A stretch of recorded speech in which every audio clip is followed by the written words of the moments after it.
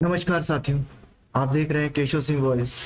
आज जो ये वीडियो जब आप देख रहे होंगे तब तक आप लोगों को कई लोगों को पता होगा भी और कई लोगों को पता नहीं भी होगा, क्योंकि गोदी मीडिया इन सब बातों को, जो चरण चुंबक जो मीडिया है, जो आज की न्यूज़ चैनल हैं, वो आप लोगों को ये सारी खबरें नहीं बताती।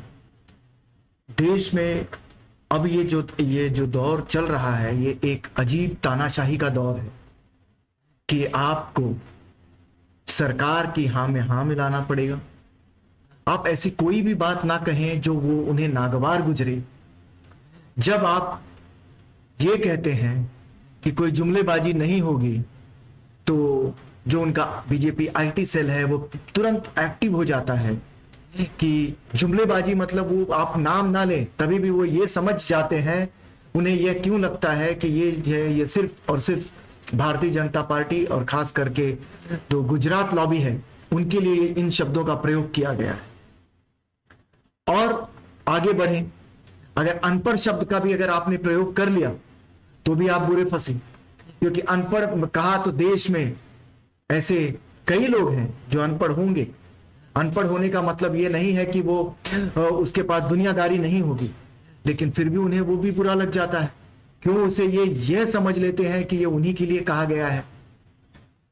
ऐसा ही एक किस्सा अन अकेडमी के एक टीचर हैं जो लीगल पाठशाला, जो कानूनी पढ़ाई, जो विद्यार्थी हैं जो तैयारी करते हैं उनके लिए वो टीचिंग करते हैं।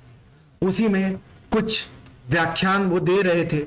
उसी में कहीं पे आया था कि जो इस समय जो कानून बदलने की जो प्रक्रिया जो चल रही है, तो उसी पर उन्होंने कोट और अनकोट कुछ बातें, तो कुछ चीजें कही जिसमें मैं भी इस बात से सहमत हूं कि अंग्रेजों द्वारा दिया गया कानून हम प्रयोग में ला रहे हैं। सही बात, ला रहे हैं। हमें उसी में आमूल चूल परिवर्तन करके उसे भारतीय बनाया जा सकता है, क्योंकि वो तब का कानून है और आज के परिवेश में बहुत सा पानी बह गया है। उसमें परिवर्तन किया जाना चाहिए, ना कि उसे पूरी तरह से बदलकर कुछ नया ही लेके आना चाहिए। क्योंकि हम सभी जानते हैं कि ये जो सरकार है, ये सिर्फ और सिर्फ नाम बदल के चीज वही लाना चाहती है, रखना चाहती है। वो नाम बदलने में माहिर है। स्थान का नाम हो, जगह का नाम हो, किसी व्याख्यान, किसी कहीं इसका नाम हो। जैसे अभी उन्होंने बदल दिया कि पंडित जवाहरलाल नेहरू मेमोरियल कुछ है, उसका म्यूजियम का नाम हटा के प्रधानमंत्री कर दिया है। तो इनका काम भी सिर्फ और सिर्फ नाम बदलना है, काम से दूर दूर तक वास्ता नहीं है। अब हम बात करते हैं उस एकेडमी की, जो अन एकेडमी में एक टीचर जो थे वो नौकरी करते थे, जिन्होंने पढ़ाते समय ये कह दिया कि अनपढ़ों को, अगली बार अनपढ़ों को वोट मत देना, उन्हें अपनी नौकरी से हाथ धोना पड़ा।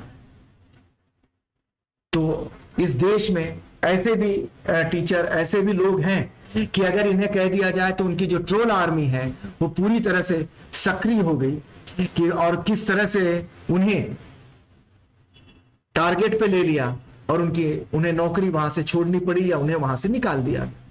ये अन अकेडमी। अब लोग ये पूछते हैं कि अन अकेडमी से क्यों निकाला गया। हम उसकी भी पृष्ठभूमि, उसके भी बारे में बताते हैं। पहले आप ये इस वीडियो को, करण सांगवान है वो टीचर, आप इन्हें सुन लीजिए। नमस्कार दोस्तों, आप सबका स्वागत है आपके अपने YouTube चैनल लीगल पाठशाला पर। अगर आप चैनल पे फर्स्ट टाइम विजिट कर रहे हो तो चैनल को सब्सक्राइब करना, बेल आइकन को प्रेस करना ताकि आपको रेगुलर नोटिफिकेशंस मिलते रहें। कुछ दिनों से एक वीडियो बहुत ज़्यादा वायरल हो रही है और जिस वीडियो की वजह से मैं कंट्रोवर्सी में आ गया हूँ, और उस कंट्रोवर्सी की वजह से मेरे काफ़ी सारे स्टूडेंट्स जो कि जुडिशियल सर्विस एग्जामिनेशंस के लिए प्रिपेयर कर रहे हैं, उनको काफ़ी सारे कॉन्सिक्वेंसेस फेस करने पड़े। साथ ही साथ में मुझे तो करने ही है कॉन्सिक्वेंसेस, मैं कॉन्सिक्वेंसेस काफ़ी सारे फेस कर रहा हूँ। वो कंट्रोवर्सी कैसे स्टार्ट हुई, किस वजह से स्टार्ट हुई, किस प्लेटफॉर्म पे स्टार्ट हुई, वो सारी चीज़ें डिटेल में डिस्कस करने के लिए एक डेडिकेटेड वीडियो मैं आप लोगों के लिए लेके आ रहा हूँ। वो वीडियो 19 अगस्त को रात को 8 बजे इसी YouTube चैनल लीगल पाठशाला पे आपको लाइव मिलने वाली है। सो मेक श्योर कि आप उस दिन ज़रूर ज्वाइन करें और इस वीडियो को मैक्सिमम शेयर करें, सो डैट हर एक स्टूडेंट के पास, जितने भी मेरे स्टूडेंट्स हैं सारे आएँ उस दिन रात को। हम जो है सारी चीज़ें डिस्कस करने वाले हैं। तब तक के लिए bye bye, take care and have a great day. Thank you for watching today's video. Bye.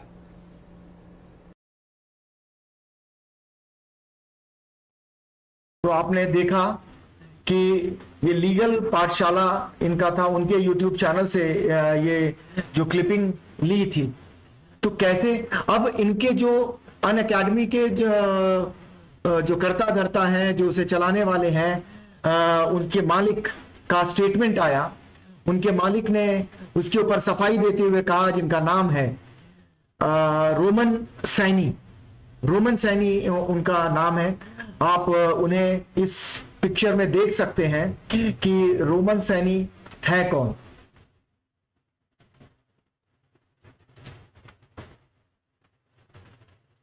ये जो आपको ये जो पिक्चर ये जो दिखाई दे रही है करण सांगवान के बाद मोदी जी के साथ सेल्फी में, वो सैनी साहब हैं। इन्होंने ही रोमन सैनी साहब ने ये कहा कि इन्होंने उल्लंघन किया है। इन्होंने उसका उल्लंघन किया है कि जहां पर पढ़ाते समय उन्होंने पॉलिटिकल एजेंडे के तहत वो बातें कही हैं, जबकि ये इन जनरल बात है। और अगर पॉलिटिकल एजेंडे की बात करें तो सैनी साहब ने खुद ऐसे उनके ट्वीट, अगर आप ढूंढे, मैं कोई पत्रकार नहीं हूं वरना मैं यहां पे लगा था, कि उनके अपने कई ट्वीट हैं जो मोदी के सपोर्ट में किए गए हैं। तो वो किस एजेंडे के तहत थे, तो ये तो उन पर भी उतना ही फिट बैठता है। मोदी जी के साथ उनकी सेल्फी है, उनके शान में कई कसीदे पढ़े हैं। तो जब वहां के उनके एकेडमी से जब ये बातें कही गई तो इसका मतलब सीधे सीधे ये समझा गया कि उन्होंने अनपढ़ का मतलब, अब इसे क्यों जोड़ा गया कि अनपढ़ का मतलब भारतीय जनता पार्टी से है। अनपढ़ों को वोट मत देना, वो तो किसी भी पार्टी में अनपढ़ हो सकते हैं, किसी भी दल में वो अनपढ़ हो सकता है। तो फिर इसे हम क्या समझें? क्या ये एक तानाशाह या तानाशाही प्रवृत्ति की तरफ हमारा देश जा रहा है? पढ़े लिखे को वोट देना, ये कहना, शिक्षित व्यक्ति को वोट देना कहना, क्या अब इस देश में गुनाह हो गया है? जो एक लीगल क्लास लेता है, लीगल पढ़ाता है, तो अगर वो ऐसी बातें अगर वो कहता है अपने स्टूडेंट्स को कि जब आप वोट करने जाएं तो इतना सोच समझ कर जाएं कि सामने वाला व्यक्ति पढ़ा लिखा हो, समझदार हो, चीजों को समझता हो, तो इसमें गलत क्या है? फिर इतना बुरा क्यों लगा? सैनी साहब ने इतना त्वरित कार्रवाई क्यों की? हमने यह भी देखा कि उसके दूसरे दिन ही कि अनइंस्टॉल अन अकेडमी का एक ट्रेंड चल पड़ा था और कई लोगों ने जो अन अकेडमी का जो ऐप है उसे अनइंस्टॉल भी किया, उससे उनको नुकसान भी हुआ। लेकिन करें क्या? इस देश में चाटुकारिता, क्योंकि जब आप सरकार के हां में हां और भारतीय जनता पार्टी के हां में हां आप नहीं मिलाएंगे, नरेंद्र मोदी के सुर में सुर नहीं मिलाएंगे, तो आपको भुगतना पड़ सकता है। क्योंकि ईडी और सीबीआई ये दोनों ही आपका इंतजार कर रहे होंगे यदि आपने इनके खिलाफ कुछ कहा। तो कहने का मतलब तात्पर्य यह है कि हमें अब यह समझना चाहिए कि कई अब ऐसे शब्द हैं, अगर इन शब्दों का आपने प्रयोग किया तो उन शब्दों को सीधे सीधे नरेंद्र मोदी, अमित शाह और भारतीय जनता पार्टी के साथ जोड़ दिया जाएगा और आपको उसका खामियाजा भुगतना पड़े।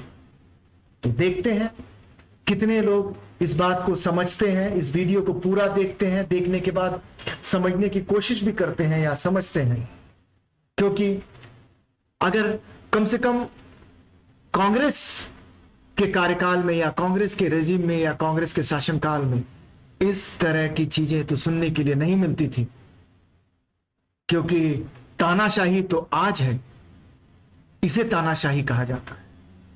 मुझे जो पसंद हो वही तुम करोगे, यही जो एक गाना है वो गाना यहां पर फिट बैठता है। मुझे जो पसंद हो वही तुम करोगे, तुम वो जो करोगे जो हमें पसंद नहीं तो फिर हम तुम्हारे साथ क्या करेंगे, वो हमने देखा है। तो कौन सा बिजनेसमैन अपने यहां पे ईडी को बुलाएगा? क्योंकि पाक साफ इस देश में कोई नहीं है, कोई व्यक्ति ऐसा नहीं है जो ये कहे कि हम क्लीन है। कुछ ना कुछ अगर ईडी और सीबीआई और इनकम टैक्स आपके यहाँ आ जाए तो कुछ ना कुछ तो जरूर निकाल लेंगे। तो धन्यवाद, आप सभी इससे बचे रहिए और मोदी साहब का जय जयकार करते रहिए, और करना पड़ेगा 2024 तक। देखते हैं फिर आगे क्या होता है। तो धन्यवाद आप सभी का, सब्सक्राइब करिए चैनल को, बस।